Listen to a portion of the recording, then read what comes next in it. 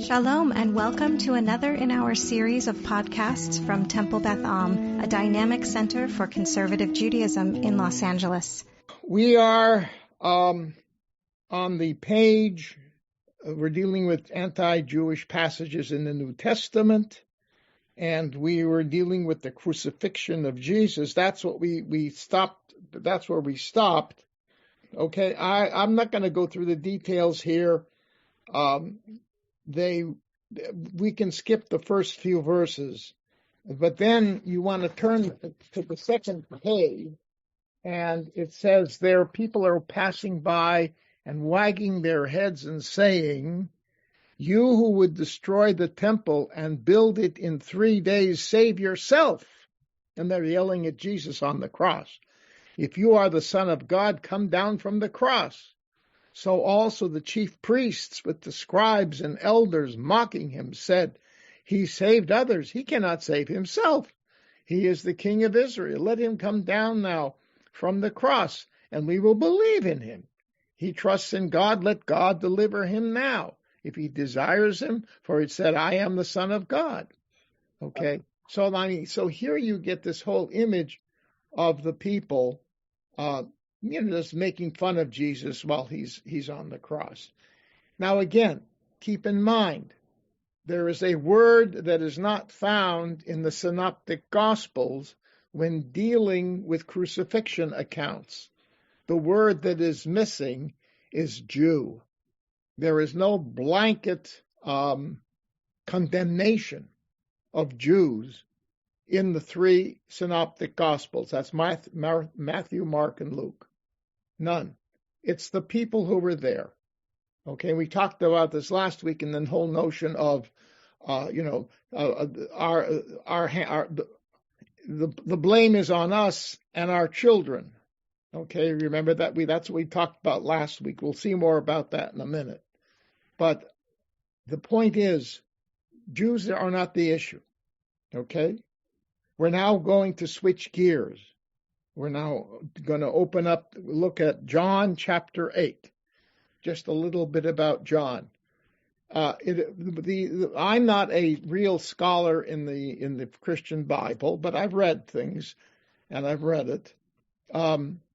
Generally speaking, Matthew, Mark, and Luke are presumed to be Jewish or very much part of, Jewish in some way or another. Jewish believers in Jesus. So their issue is they're not dealing with the Jewish people. Okay, they're not. Because that's their roots. And you can even see that in the way they deal with the Bible, because very often they won't quote a complete sentence. They'll just allude to something in the assumption that the people who are listening or reading what they're saying will understand, because basically it's a Jewish audience. The book of John is different. John is not Jewish, not at all. John lived around somewhere between 90 and 100. He is a Greek, and he deals with the Jews as the Jews. Okay? And you will see that, now, in some instances he doesn't. So, for example, what we're going to look at now in chapter 8 is he is speaking specifically to the Pharisees, and they're mentioned as such. And by the way, in the Gospels, in the other Gospels, Pharisees and priests, and scribes are mentioned as such, as elements within the Eretz Yisrael Jewish community. Okay, but here he's talking to the Pharisees. All right, so let's read it through. But his whole perspective, by the way, I'm sorry, I didn't finish what I wanted to say before.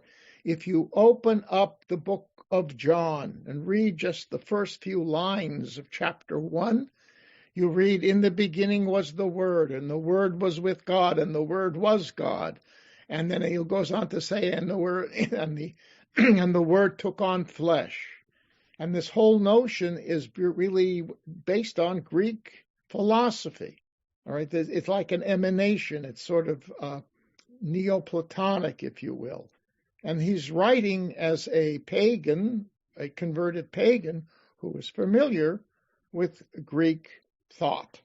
Okay, and that whole first chapter sort of summarizes how it was that ultimately God, because the Word, remember it says the Word was with God, and the Word was God, and the Word became materialized in the Son.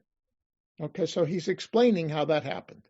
Again, using, and by the way, it's really interesting because in the whole Platonic system, and specifically the Neoplatonic one, the whole concept of, but Paul actually, John really precedes that. That's third century BCE, right.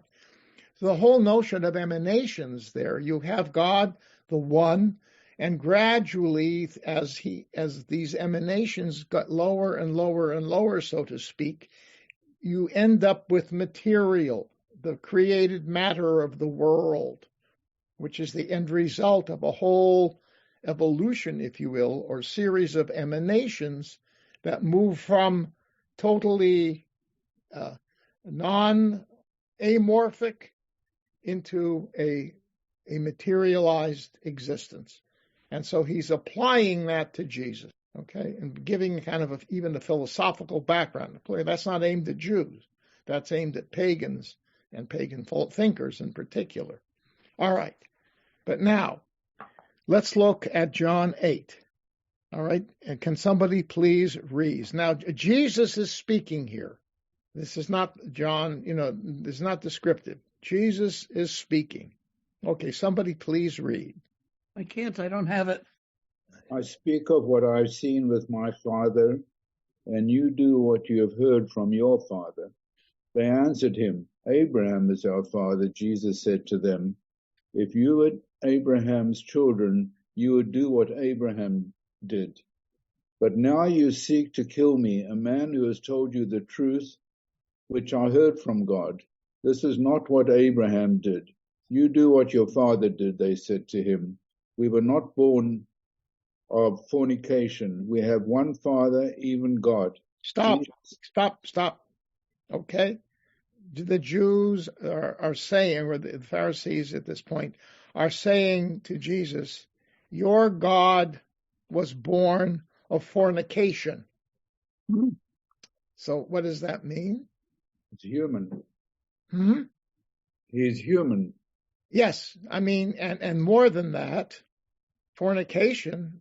But isn't that the technical, in this context, would it be the technical definition of a mamzer, that the mother was married to somebody else? Well, hold on. That doesn't, it's not. It doesn't say that. Okay, I can't answer that because it's in the text. It's not. But the point, you're moving in the right direction there. Is it cheating? Did they mean cheating, fornication? No. It doesn't. It means it illicit sex. Okay. Now, the classic illicit sex, from the biblical perspective, of course, would be incest or adultery. Those are the two classic fornications. That's what I meant by cheating, adultery. Oh, yeah. Well, but this would be, but here, so it's not elaborated. But the Jews, what's floating around here, it would seem, in the Jewish community. Now, this is not the Jewish community in Eretz Yisrael. This is diaspora, okay?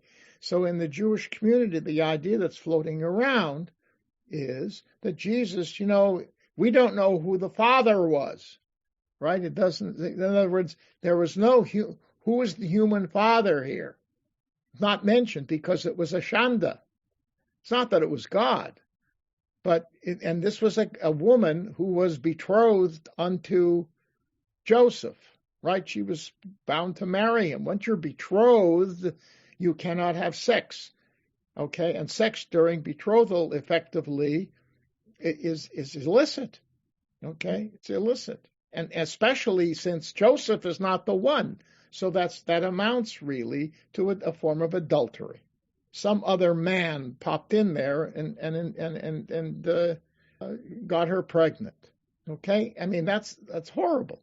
The fact is, though, the Jews developed a whole anti-Jesus, anti-Christian concept that emerged in a collection of very interesting, which you could say it would be the counter history to the Gospels.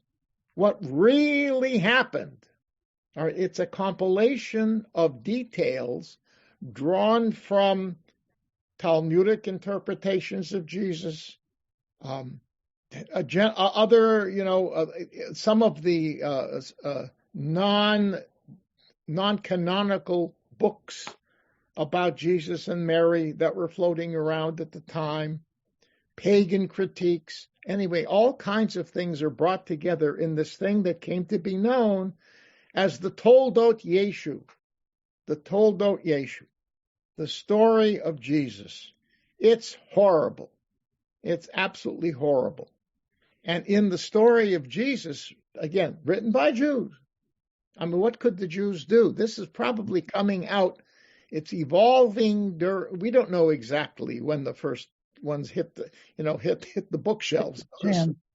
But it was during the rabbinic period, and probably began to really take form as the Roman Empire became Christian, and increasing pressure on the Jews from the government now, not just from a church that prior to the time of Constantine at the beginning, early part of the 4th century, was really the minority.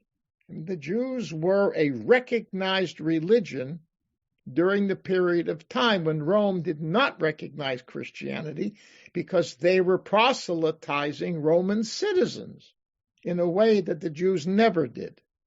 And so they are breaking Roman law. They're criminals. And, it's the old thing. Lions 6, Christians 0. I'm making a little lightheadedness here. Okay, the thing of throwing them to the lions. That happened. That did happen. Not every time, not always, but it did happen.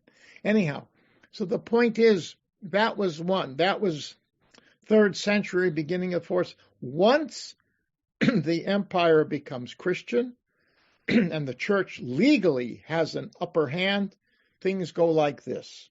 Pressure increases. The Jews have got find a way to somehow find some, what could we say, counter truth, right, to that which is in power. And they began to write this anti-history. And in it, Miriam is betrothed to Joseph, but a Roman soldier grabs her and rapes her, and she becomes pregnant. And that's Jesus. So it was the antithesis of the Holy Spirit. It was the worst possible way you could define this. Okay? And even to the point where there are terms that were derogatory terms that people used for a Roman soldier. And suddenly Jesus is called the son of the Roman soldier. So these are ideas, these are stories that are floating around within the Jewish community. This body of literature was ultimately written down. It continued to float through Jewish communities into the early modern period, to the point in the 17th century in Europe, there were monks who studied Hebrew. They wanted to know the Hebrew Bible. They even studied Talmud and Midrash, anything they could get their hands on. And already at the beginning of the 20th century, there was this, Krauss was his name, who did the first study of the Toldot Yeshu traditions. He went and looked at dozens of Hebrew manuscripts that monks had collected over the course of the 16th and 17th centuries. Nobody knew about this. The censors that censored Jewish books from the Middle Ages down to the early modern period, knew nothing of this. This was the stuff that Jews were either reading, remember not everybody had books, or the stories that were being told. This kind of stuff, the negative stuff on Jesus in the Talmud, was taken out in the 13th century. So the Talmuds that were being studied from the mid-13th century on did not have anything about Jesus. He's mentioned. Some of these things are there.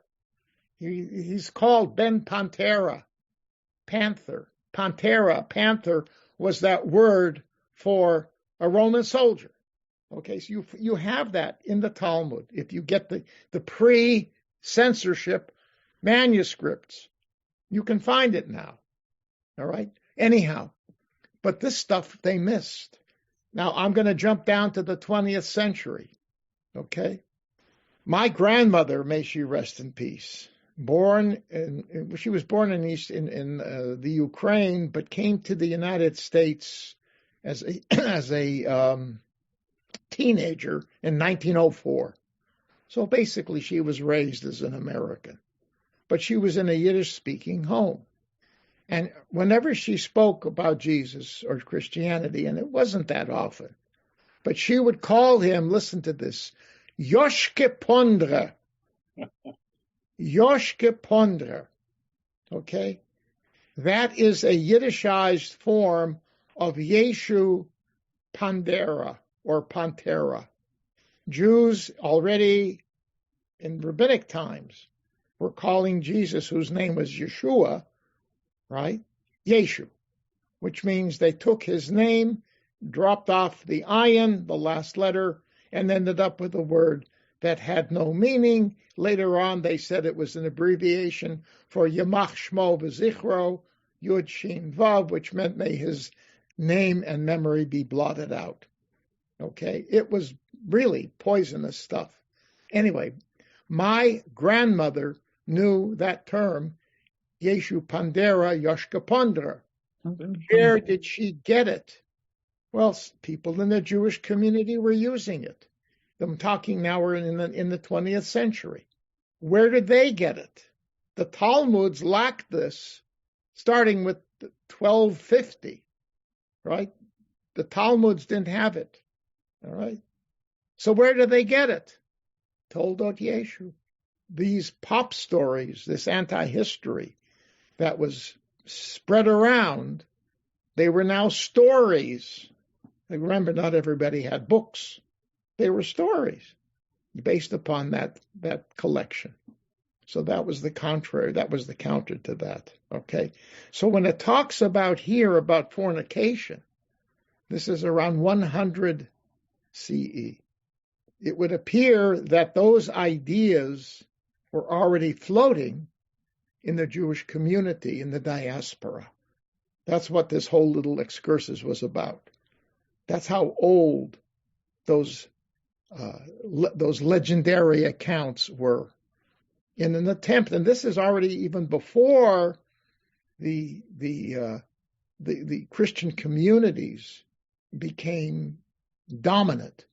Clearly, Jews, very often in the diaspora, where John is talking from, were more sensitive to such things than the Jews living in Eretz Israel, because the bulk of the people who were converting, and they were pagans in the first century, second century, were already beginning to convert to Christianity.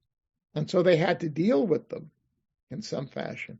So this notion of creating your own myth as a response to the growing presence of an ideological enemy, not political, but ideological enemy from within sometimes, that motivated this type of a response.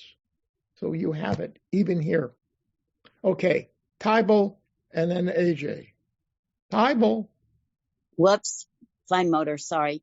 I'd never thought of this before, but my father, who was the youngest of 10, only American born, also grew up in a Yiddish-speaking house. And he was the kind of human being who never said anything bad about anyone. He just didn't.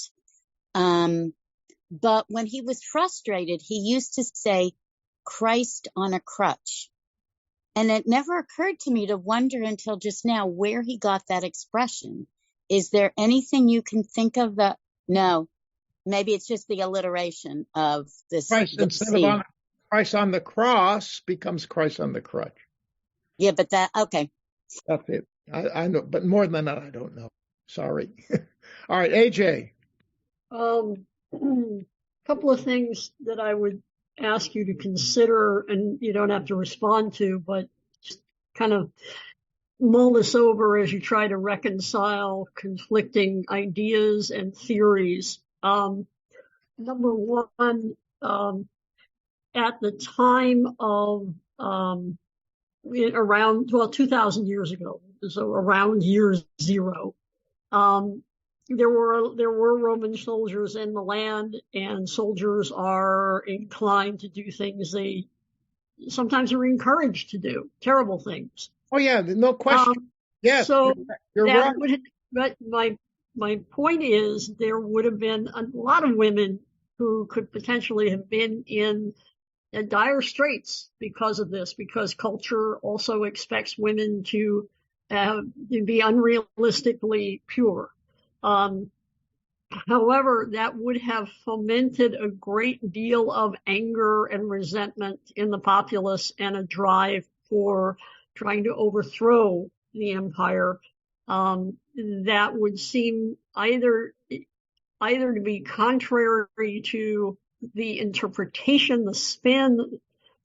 I think what's happening is you're taking whatever happened 2,000 years ago, and then 100 years after that, maybe only 50 years after that, somebody started saying something. It evolved. You don't have the people who are writing it and saying it were not present at the time. But they are either inventing or hearing commentaries. So there are many different theories as to how this could all come about. But I would weigh the idea of, were they deliberately insulting, or was this a way of fomenting anger within a populace? Originally, I'm talking originally, prior to the year 70, and even after that, but and also around the time that John was writing, and certainly up until 130, you had Jewish soldiers in the Roman ranks. Some Jewish men volunteered to be soldiers, and some of those soldiers rebelled. They were actively trained, well-trained troops who became part of rebellions. And so there's a whole lot more going on there than that the term soldier could imply, and how the public of that time period, and this is various time periods as situations, and we're talking also spread out over the Mediterranean and into Babylon, where I thought much of this negative documentation, insulting stories that were insulting to Christendom, I thought most of that was being captured in Babylon, maybe not originating there, but captured there because they would be more safe. All right. Let me. So it's just ideas, and you don't have to respond if you don't want. No, I can be. My response is very simple. Number one, yes, there's no question that when people are trying to respond to what they feel is a defamation of their faith, as Jews began to feel as Christianity was crystallizing, because basically they were taking our Bible and, in the eyes of these Jews, twisting it around with false midrash and just destroying the sanctity of what our people believed. And so this would motivate people to strike back by taking their stories and twisting them around. And that's perfectly normal. And yes, this was one way of dealing with that process. And so wouldn't that have been in the 3rd and 4th centuries? And we're really talking about the first. No. I'm saying no. The Talmudic passages that were taken out, we know were associated with people who lived in the 250s, 260s in Eretz Yisrael, while at the same time that Roman emperors were killing Christians. So it's in that period, but nonetheless, the church was crystallizing itself, in spite of all of that, in Eretz Yisrael. There was already a bishop of Jerusalem, and been around for 100 years by then. So the churches there are crystallizing, and so the Jews are striking back in a sense. So that means it had nothing to do with the pressure, I would say the pressure that they felt after the conversion of the empire, shall we say. That just moved this forward. Elements of it, though, are clearly present in the Talmud. All right? Are you asserting that by that time, by 150, the church was definitely a non-Jewish church? Yes. Okay. Thank you. And in fact, by that time, the Jewish Christians in Eretz Yisrael were being basically shunted away, and I don't know if they were physically attacked, but they were a target of the church because they were denying the teachings of Paul. These were people who were Jewish. They were called Nazarenes, right? Jesus of Nazareth. They believed in him, whether it was messianic or Son of God, we're not sure. But there were different levels of it.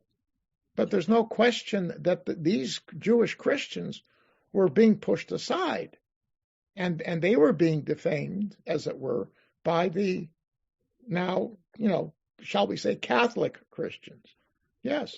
By that time period, by 150, do you think that the conflation of Mithra and I don't want to. No. That, AJ, that's not our issue now. Okay, I don't want to. Okay, all right. I apologize. No, it's okay. But I just wanted to make so I think we understand now what's going on, and it's just striking that you can see it already reflected in a text that comes from the year 100. That pushback of the Jews was percolating. Okay, that's what this is about. Okay, Barbara. About when was Jesus declared to be the Son of God by the Christians? That's a very good question, okay, because Paul already, deals with that. So that's 50 in his teachings.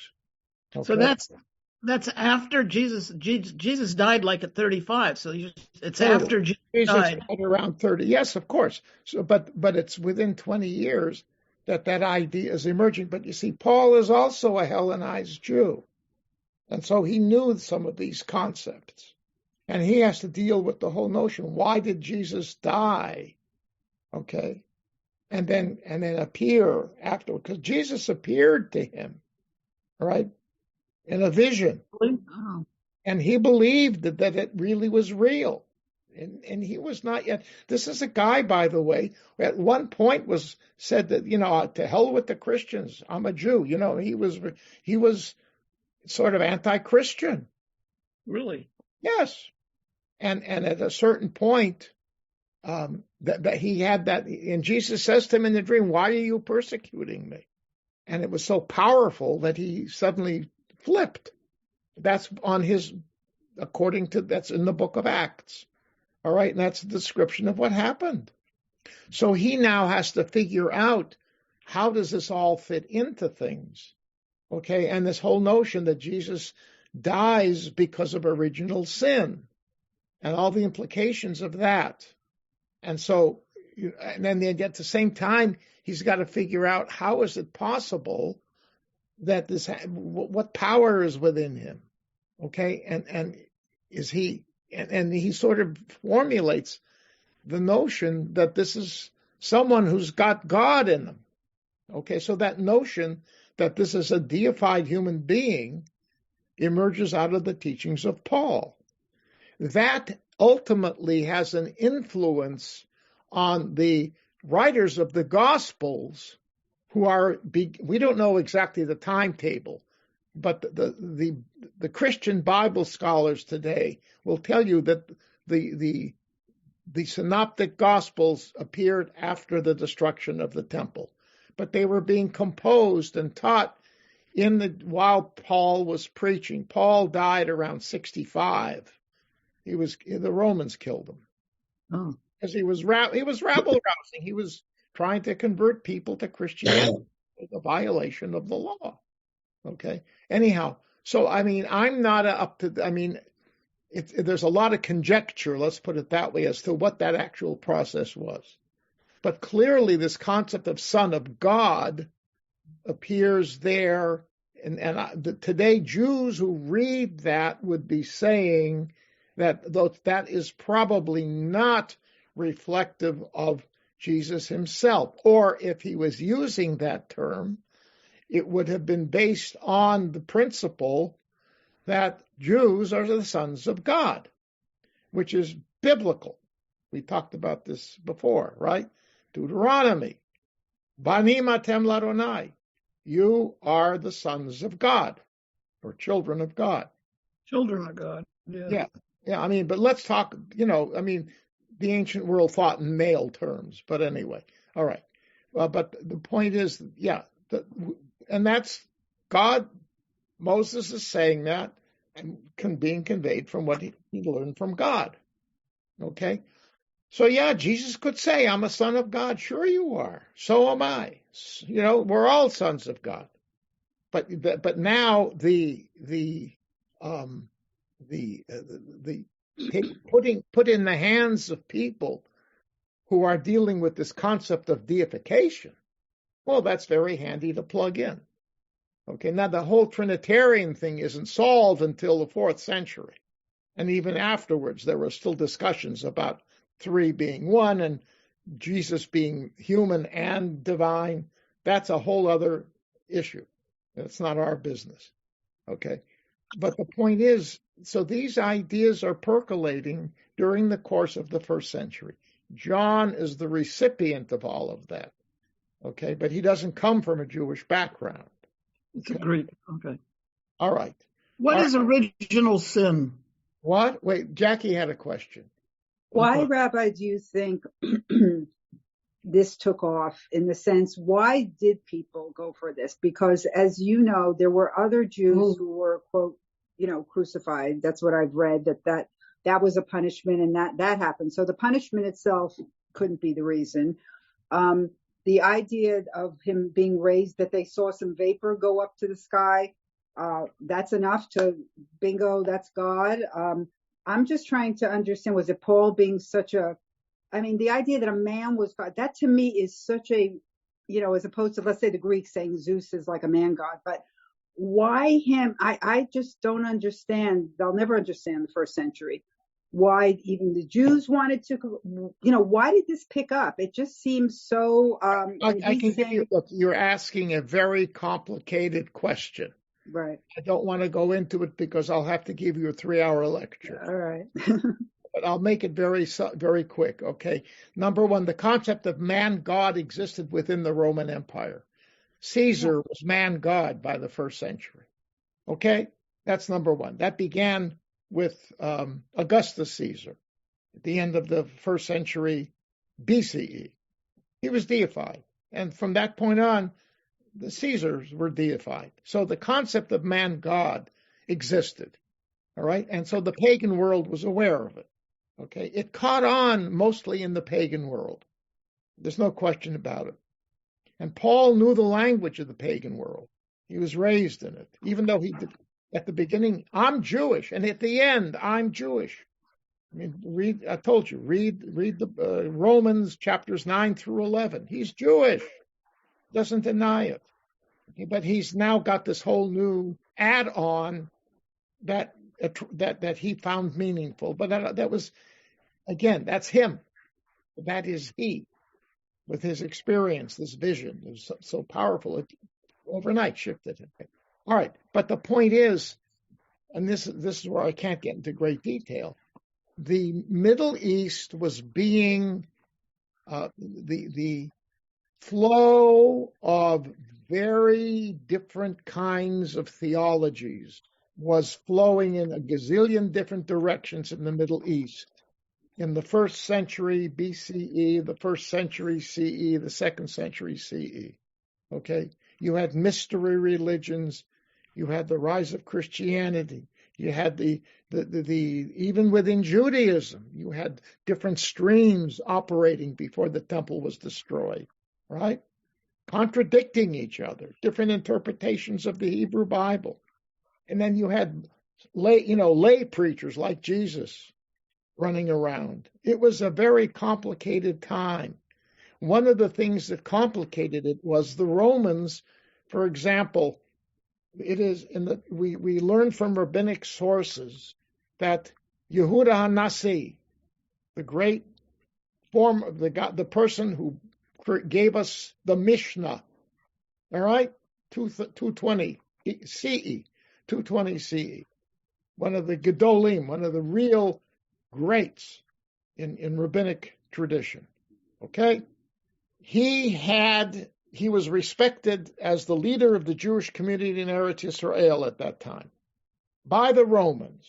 He actually received home guards to guard his home from the Romans. And here's the funny part about it. They were Goths. Where did the Goths come from? Ultimately, northern Germany. Well, they were German.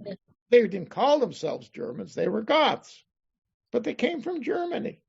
Actually, they came from further east. Well, it depends. Hail, actually. The Goths, they were Ostrogoths. Yeah.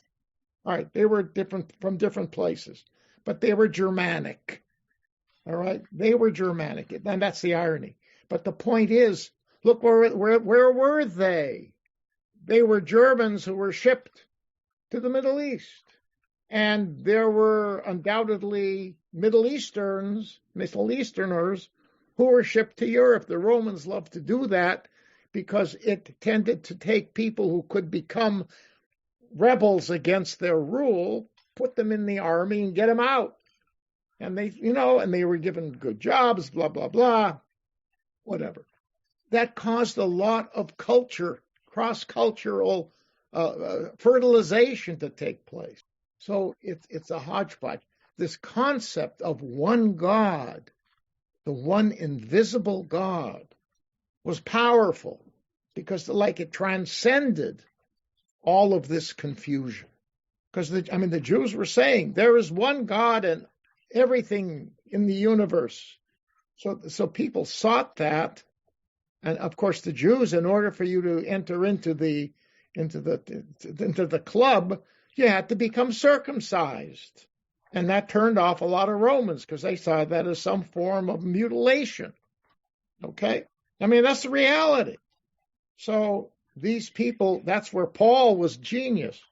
He says, you can achieve that God through Jesus. And the only way that would work is if somehow that God was within Jesus, right? The Son. So that's in a tiny little nutshell. That's what happened. All right, Barbara, and then I want to go on. Go ahead. What is original sin? No, I'm not going to get into that. Okay. Oh, it's the sin of Adam and Eve who rebelled against God. Ah, okay. And everybody is the child of Adam and Eve, and that is predicated on the notion that the parent can transmit sins to the child. Okay? And that's, of course, what we saw last week with respect to the notion of the Jews, right, having accepted guilt for Jesus, and then that was transmitted down till today. All right? It's based upon a false assumption and by the time, the fact is, that already exists in a limited way in the Hebrew Bible. Remember, we all know Adonai, Adonai al-Racham v'Chanun, right? The 13 attributes of God's compassion that we say on the high holidays, and on Yom Kippur over and over and over again. Okay? But that ended. The rabbis cut that off. The last part of it says, but God is compassionate, but he punishes the child for the sins of the father to the fourth generation. It's there in the book of Exodus in the Ten Commandments, and it is there also in Moses' revelation from God on Mount Sinai. So we had it in a limited fashion, and the rabbis had to deal with it, because by the time they get to Deuteronomy, no. If you heard me before, Ezekiel chapter 18. Read it. Chapter 18 of Ezekiel will tell us you are responsible for your own sin. There is no transmission. It's from Deuteronomy, it's in Jeremiah, and it's in Ezekiel. And the rabbis picked up on that, and that's the way it was from that point on. Okay? The Christians were left behind. I mean, they went back to the old model of the Son carrying the sin of the Father, except for Jesus and God, of course. All right? So that's the answer to that. Okay. Cool. All right. So now, so there, let's go on. Verse 42. Somebody read, please. Don't jump. Okay. Let me roll down and get there. Old person, not enough fine motor. Oh, sorry. Where is it? Okay. Jesus said to them, if God were your father, you would love me, for I proceeded and came forth from God. I came not of my own accord, but he sent me. Why do you not understand what I say? It is because you cannot bear to hear my word. Now read carefully, slowly. Verse 44. You are of your father, the devil, and your will is to do your father's desires. He was a murderer from the beginning and has nothing to do with the truth, because there is no truth in him. When he lies, he speaks according to his own nature, for he is a liar and the father of lies. But because I tell the truth, you do not believe me. Okay, so there you have it. It speaks for itself. And that is a major contribution to a Christian view of Jews, if you want to. In other words, if you want to push that button. And we know that it was pushed. Okay, goodbye, AJ. Thank you. Bye. And this results, I mean, this even generated pictures of Jews. You may have seen them that come out of the later Middle Ages, early modern period. And of course, once books are printed, they appear like comics in books. And the Jew is there with horns and with a devil's tail, sometimes with monstrous proportions and heads and face and whatever. It's horrible. All right? But here you have it. And there it is in the Gospels, in the core book of Christianity. And that's one element that we got to keep in mind. Okay, Cheryl. This strikes me so much because I grew up with Christian children in school. Honestly, if this is in your gospel and you read it and study it, what are you supposed to do with it? Yeah. If you're a Christian child or a Christian adult, you're supposed to repudiate this, or somehow get to a liberal space with Jews. Yeah, I mean, modern Christians today, will read this. I'm not talking about. The fundamentalists. The fundamentalists are the ones that will take this as the truth, right? More moderns will do a midrash around it or say, well, that's John. The fact is the other gospels don't have this, so, etc. But that's like the same thing that we bear the guilt for the death of Jesus, right? That's stated in their gospels. And they interpret it as meaning, well, we're going to see in a minute where this comes from or how this emerges. But the point is, it's there.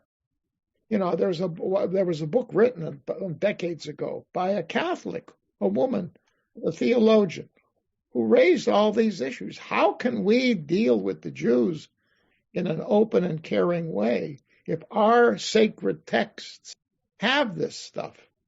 And this is not Midrash. This is not, Toldot Yeshu. Okay, because, we have something similar, except it's not in our Bible. That's the big difference. Okay, and it was removed from the Talmud by the Christians in the 13th century. So we had this other secondary tradition that kept floating around. But it is and so she, and the answer was, we have to, a sensitive Christian has got to do a midrash on this to contextualize it historically. And there are those who do, and they have no problem with it. But, an evangelical Christian is going to read this, and I've never asked an evangelical, it'd be interesting, ask an evangelical Christian, what do you do with that line, if you know so? Try it, see what they say. I mean, they're friends of Israel. We love them for that. But we got to hate them for that. That's not right. We have to call them, on the carpet for this kind of a thing. And we have to call them on the carpet for this notion of the transmission of not original sin, but of guilt for the crucifixion of Jesus. Okay? All right, Paul. It's 40 years old. I did graduate from a Christian seminary and had like a whole course on the Gospel of John. And I'll say that there are lots of ways to interpret some of this stuff, and that's what modern Christians do.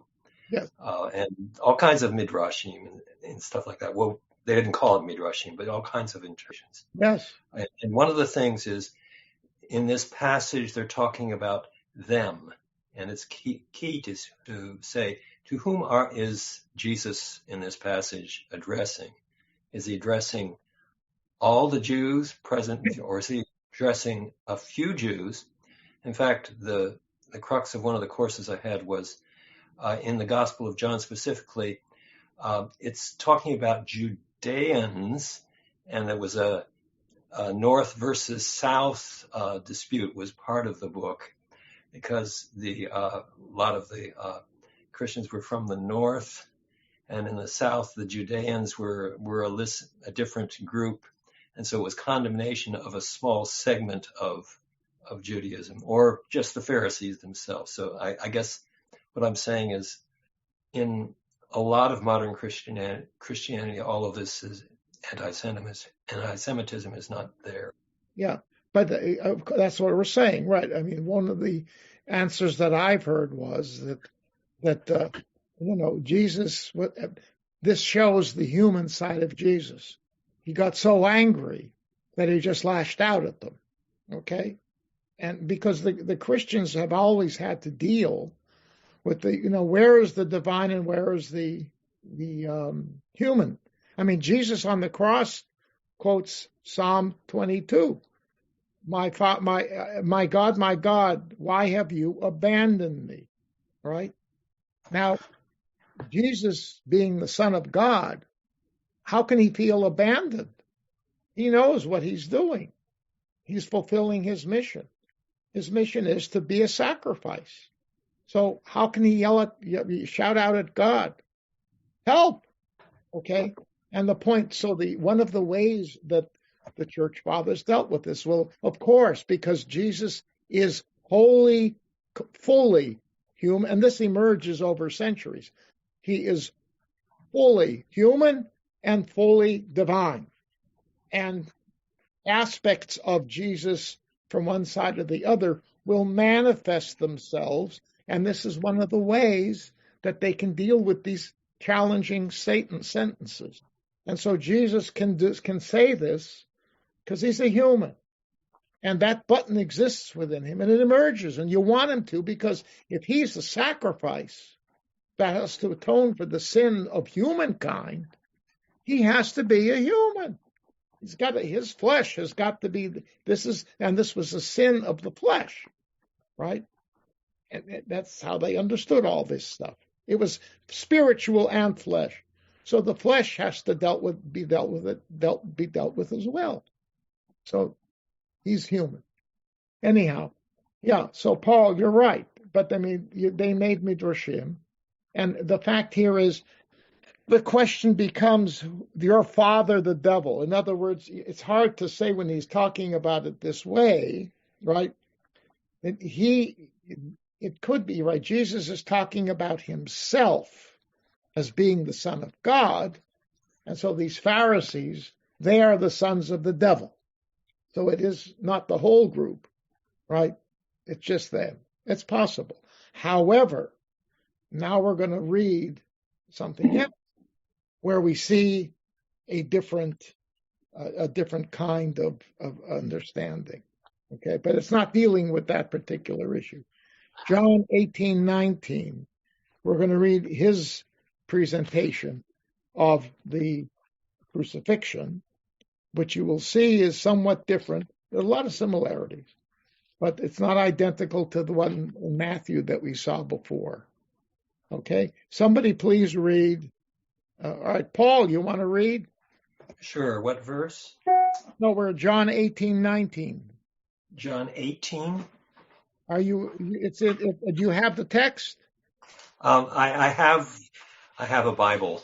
Oh, okay. So no, it would be John 18, beginning verse 38. John 18, verse 38. And it goes through 19, verse 7. This happens to be King James. Pilate saith unto him, What is truth? And when he had said this, he went out again unto the Jews, and said unto them, I find in him no fault at all. But ye have a custom that I should release unto you one at the Passover. Will you therefore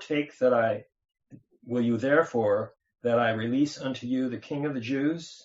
And they cried they all again, saying, Not this man, but Barabbas. Now Barabbas was a robber. And it goes into chapter 19 also? Yes. Through verse 7. Then Pilate therefore took Jesus and scourged him. And the soldiers plaited a crown of thorns and put it on his head. And they put on him a purple robe, and said, Hail, King of the Jews! And they smote him with their hands. Pilate therefore went forth again and said unto them, Behold, I bring him forth to you, that you may know that I find no fault in him. Then came Jesus forth, wearing the crown of thorns and the purple robe, and Pilate saith unto them, Behold the man. When the chief priests, therefore, and officers saw him, they cried out, saying, Crucify him, crucify him.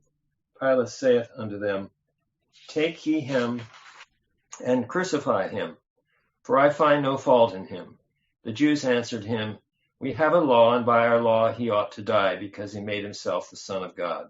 Okay, so that last line, okay, he made himself the Son of God, and that now this is not a fully correct statement, okay, because the fact is the law is that you can do nothing to bring polytheism into you. You cannot be a polytheist. If you are a polytheist, that is a capital crime. Okay? So given the fact that Paul, at the beginning with chapter 1, tells us that Jesus is God, right, and Son of God implies that he is deified, the deification. Yes, if you self-deify, you are a blasphemer in Judaism. And you could be punished with capital punishment. Fact is, the Jews at that point in time, they could not by themselves issue capital punishment. They couldn't do it because the Romans wouldn't let them. But what they're doing here is basically saying to this is our law. You are in effect telling us to execute our law, which we will do. All right, and the point here is in the gospel here the Jews are much more active in the actual process of the crucifixion than they are in the other Gospels. But the point here is it's Jews. Now, granted, the priests are speaking here, but the difference is, as I said before, here it is the Jews, right? In the other Gospels, it is not the Jews. It's the people who were there. Because, again, John is not Jewish, right? And so his view of things is skewed. The Jews are the other. Matthew, Mark, and Luke, one way or another, are part of that, part of the Jews, as was Paul. Okay, so you can see a big transition that takes place. And as I said before, ultimately, as time goes on, the Jewishness of Christianity slips away, and the religion, being a religion of the pagan world, becomes the reality. Okay, but the fact is, we have a law that says he must die. So again, guilt, right? Law. The Jews follow the law. That became a mantra within the Christian world for centuries, for millennia. And to the point that some of you studied the book with me before Shai Held's book, Judaism is about love. Because Christians for centuries would say, for millennia, we are love, you are law. Okay, and Held wrote the book hoping that Christians will read it. It's good. It's a great book. I mean, Jews should read it because you learn a lot about Judaism in it. You got to read his footnotes. But the people who read the book were exposed to Jewish sources that they never heard of before, because he pulls from all over the place. It's unbelievable. Okay, Barbara. I think I just forgot what I was going to ask. Oh, I know. Do you think it would be of any help to us to actually read the Christian Bible to understand Christians better? Or after you finish reading the Jewish Bible? Read a fair amount of it, but I haven't read all the prophets. Read the Jewish Bible first, then read the Christian. Okay. All right. Now, next page in the handout. Church Fathers on the Blood Curse. Okay? We read this. Okay? And so this is these are two churchmen who became very influential over time. So let me give you just some quick background on them. All right? Oh, here they are. All right. The first one is Origenus. Okay? So he lived in Alexandria and then in Caesarea. He lived in Eretz Israel. He was a philosopher. I'm reading notes here. Philosopher, theologian, Bible scholar, Hebrew Bible and New Testament, considered by many Christian scholars as deeply pious, brilliant, and powerful thinker. Others as close to a heretic because of his use of non-Christian ideas as pathways to understanding the teachings of Jesus and Scripture. Okay, he became one of the most influential church fathers, resonating throughout the centuries. Now, for Origen, within the Hebrew Bible are hidden foreshadowings of the teachings of Jesus and Paul. He said there are three levels of meaning of the Hebrew Bible, paralleling three elements of the human being: the body, the physical, the soul, the ethical, and the spirit, the spiritual. This is in ascending order, right? So there are three elements: body, soul, and spirit. According to Origen, Jews live with their eyes on the material world and can only achieve the literal and perhaps ethical meanings of the Hebrew Bible. That is all their character can manage. Jews cannot achieve a spiritual understanding of Scripture. That's why Jews do not jump to accept Jesus as Messiah and Savior. Even Jewish Christians could not fully achieve the realm of the Spirit.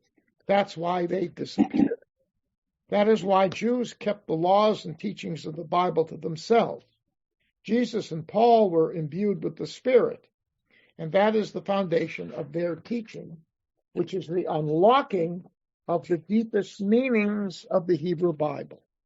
Origen shows respect for the Jewish comprehension of the literal meaning of the Hebrew Bible, and even appreciates elements of Midrash.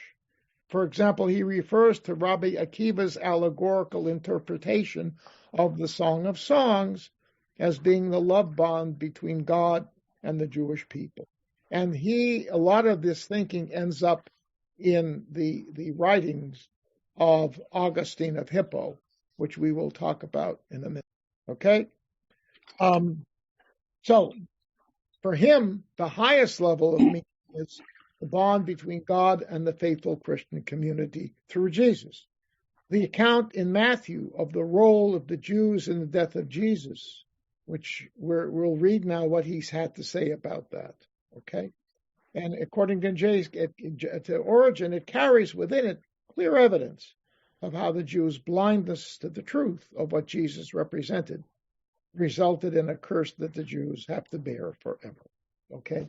So now let's read Origen. Okay, 1 second. Margaret, unmute. Are you there? I am. Do you hear me now? Yes. Okay, sorry about that.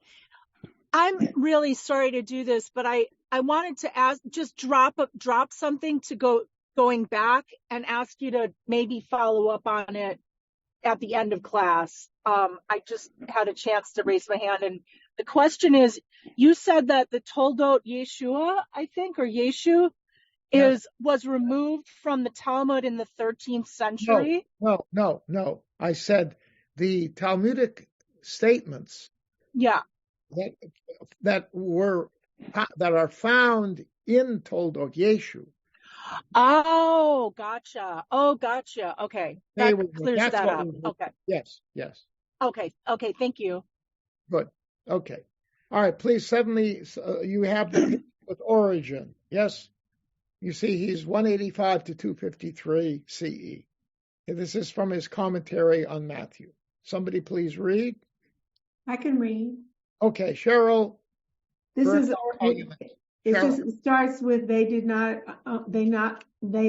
only did not there. Yes. Okay.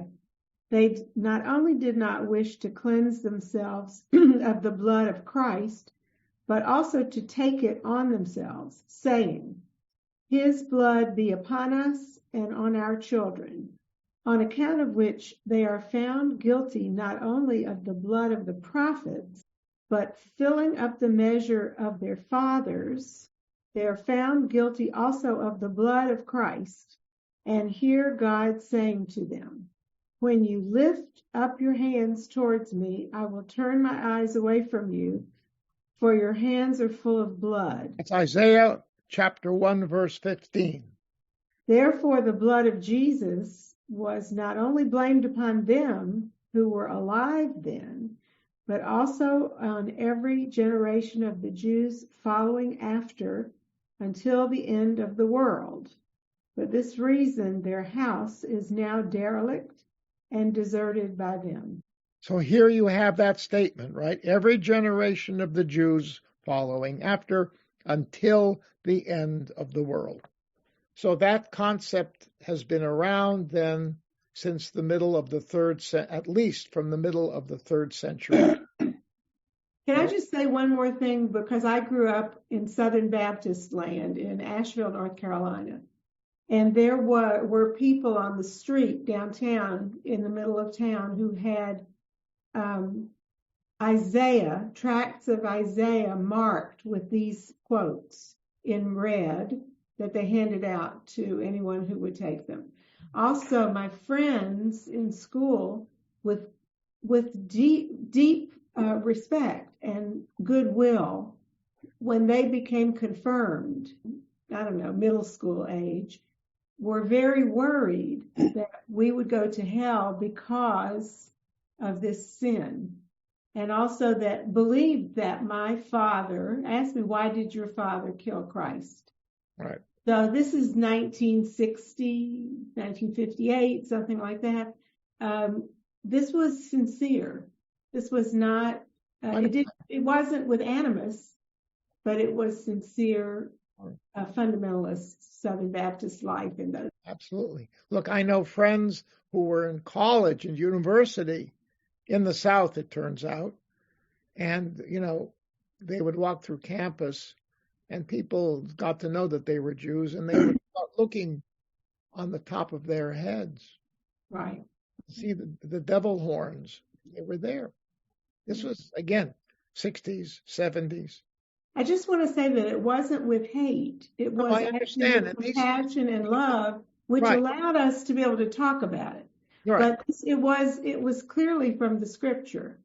And they knew their scripture very well. They knew the Old Testament too very well. Right. Yeah, I know. Absolutely. Yeah. So I'm testifying. Yes. No, I see your hand, Barbara. But I just want to remind you that when we had this partnership with this African American church, that the pastor there, when he was dealing with things like this, said, "I was never taught this." I mean, yeah, that's what they said then, but I was taught that it can't carry forward because in Luke, Jesus says, "Forgive them, Father, for they know not what they do." And that cleansed them on the spot. And so therefore, you guys aren't guilty. They were. And I could say, okay.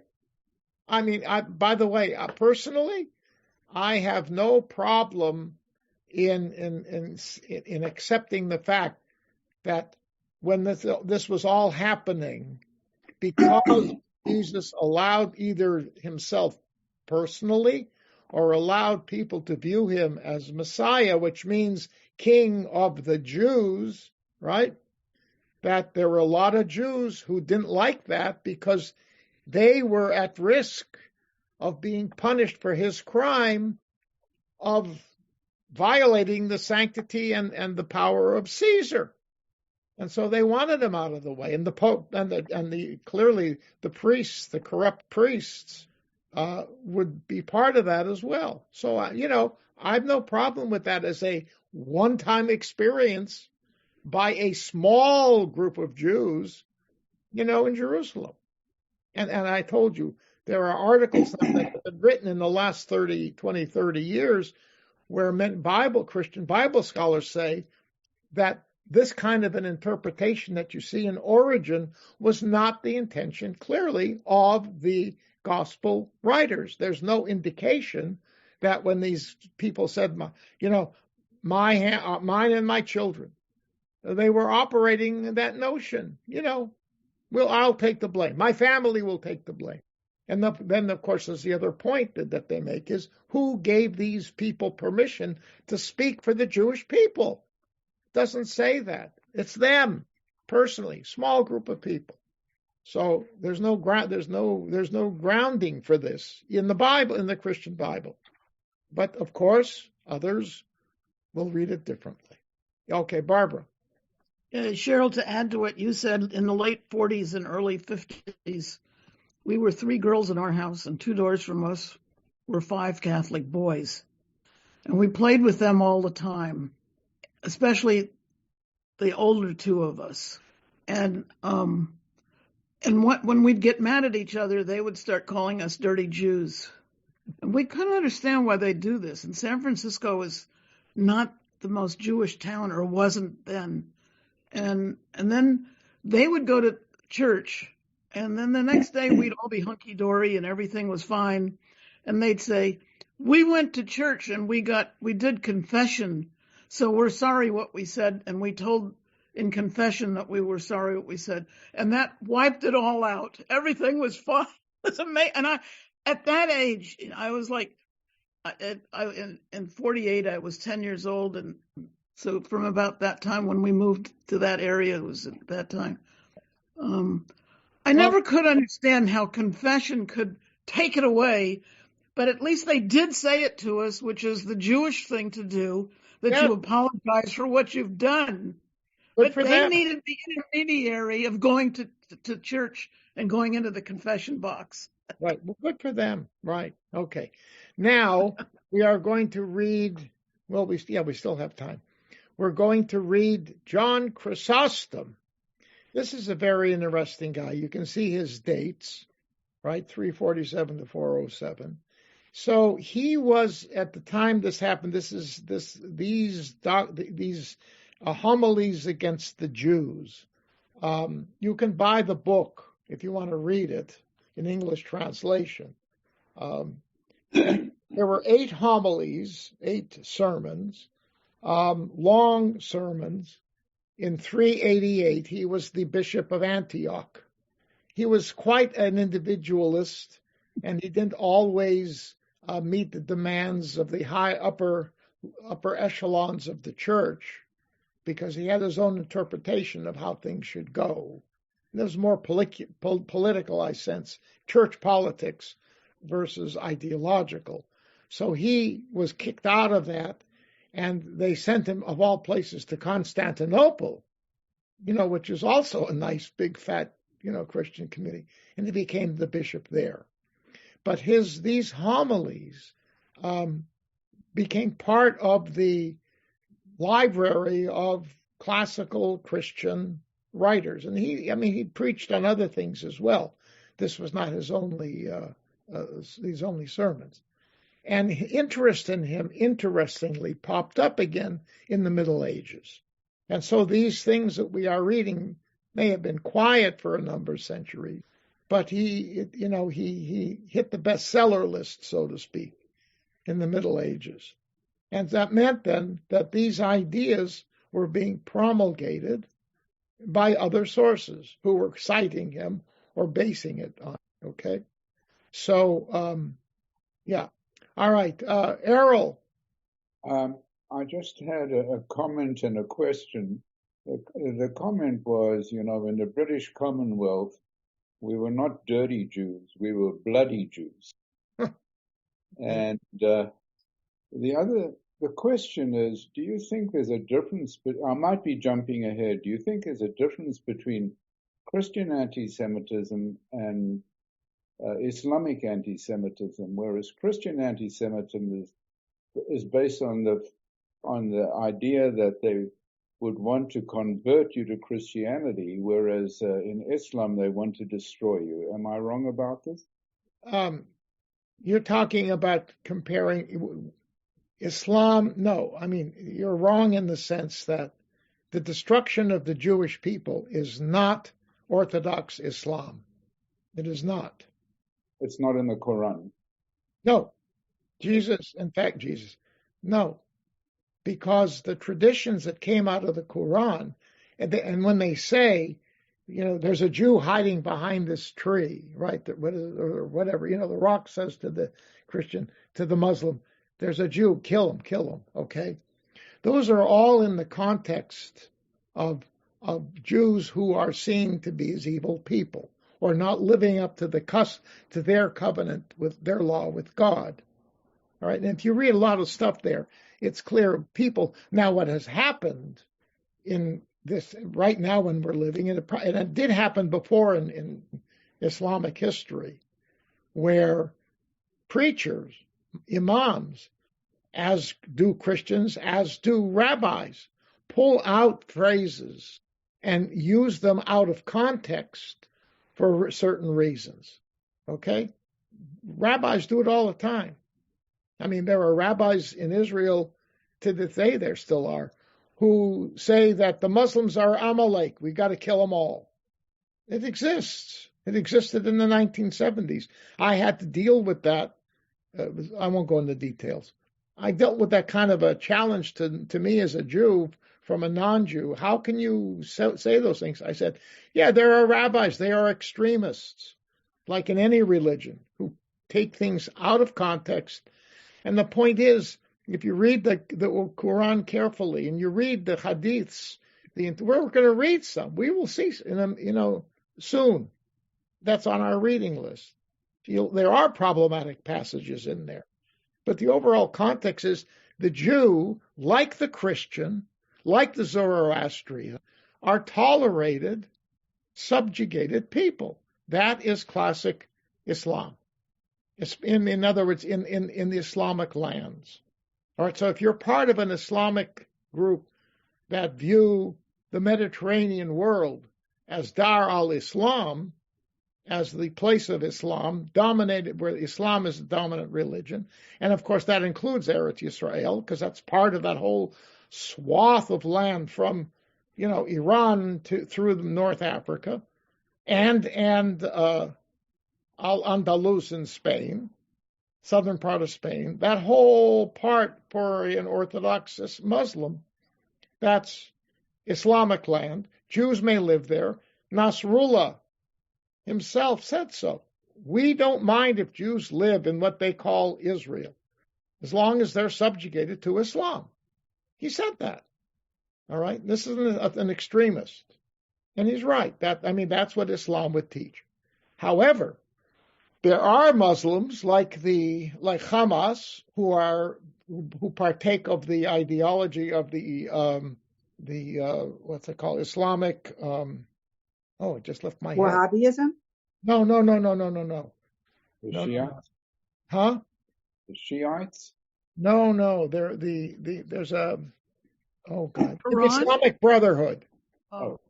The Islamic Brotherhood, which is the granddaddy of Hamas and influential in extremist groups in many areas of Islam in the Middle East. Their goal is to Islamize the world and make the world uniformly Muslim, not tolerate.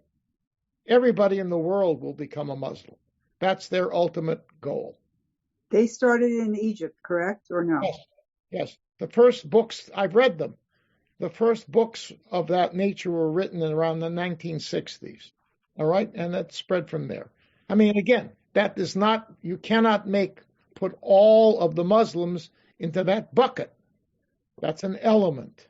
Right now, I don't know where their stock is right now, because some of this extremist stuff has been sort of tamped down by the fact that Israel has, taken away a lot of their weapons, but they defanged them a little bit. But the point is, the ideology, that's something else. And I'm not enough of an expert to tell you what percentage of the Islamic world buys into that. There's a lot who do not. Okay, and there are those who are tolerant. There are still Muslims around who, understand that the state of Israel is a reality. I remember I once asked a liberal Israeli political scientist about how is it possible, this is look at this conversation. The concept. This lady right here. Bernie, Bernie, would you please mute? Thank you. All right. Anyway, so I said, you've got Muslims now negotiating with Israel, talking about a lot of work together, two-state solution, actively discussing after the Oslo Accords. Okay. And so I said to this guy, how can these people accept the notion of a state of Israel when Islam doctrinally says that area is part of the Islamic world?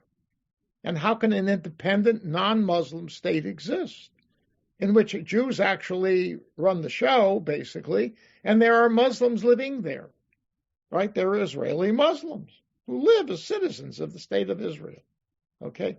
So this guy said, there is a sense of, number one, pragmatism in Islam that operated during the Islamic Golden Era, when Jews and Christians were given not total freedom, but were tolerated and actually influential in certain instances in certain parts of the Islamic world. All right. And he said, but that's pragmatics. There is that part. And secondly, Muslims are very patient. So a Muslim today can say, I accept the existence of the state of Israel, and go home and tell his family, yeah, but in 100 years, Allah will take it away from them and we'll get it. Be patient. But for now, yes, we live now. We got to deal with this. We do the same thing. Gott wird helfen, right? God will help. When God's ready, he will help. When the Mashiach comes, this and such will happen. So we have that same tendency within us in a very traditional way. So, all right. So my whole point is there are many streams in Islam as there are in Judaism. And it's not something that you can simply say that's not true. It is true. And the question is, who is dominant, where and when and how, and what's the impact of it?